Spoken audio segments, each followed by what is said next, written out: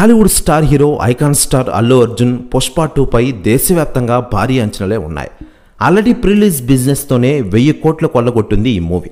ఇలాంటి రికార్డ్ ఇంతకు ముందు మరే తెలుగు సినిమాకు లేదు అంటే అతిశయోక్తి కాదు. ముఖ్యంగా ఓటీటీ డీల్ ఎంటైర్ కంట్రీని సర్ప్రైజ్ చేసింది. పుష్ప 1 తెలుగులో అబౌవ్ యావరేజ్ అయినా నార్త్లో అదరగొట్టింది.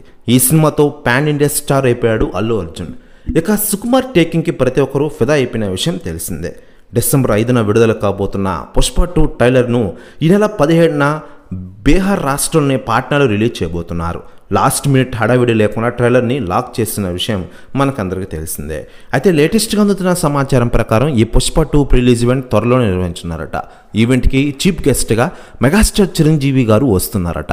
అయితే దీనిపై స్టైలిష్ స్టార్ అల్లు అర్జున్ గారు సంచలన వ్యాఖ్యలు చేశారు. ఆయన మాట్లాడుతూ, నా పుష్ప 2 మూవీ కోసం నా అభిమానులే కాకుండా సగటు సినీ ప్రేక్షకులు కూడా ఎదురు చూస్తూ ఉన్నారు. తొందరలోనే ఈ మూవీ ప్రీలీజ్ ఈవెంట్ ఉంటుంది. ఈవెంట్కి మెగాస్టార్ చిరంజీవి గారు, మా మామయ్య గారు వస్తారు.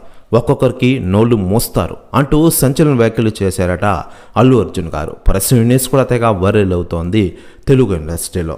మరోవైపు మెగాస్టార్ చిరంజీవి గారి సినిమాల విషయానికి వస్తే ప్రస్తుతం విశ్వంబర సినిమాతో ఫుల్ బిజీగా ఉన్నారు మెగాస్టార్ చిరంజీవి గారు. ఈ సినిమా వచ్చేడాది సమ్మర్కి గ్రాండ్గా రిలీజ్ కానున్న విషయం మనకందరికీ తెలిసింది.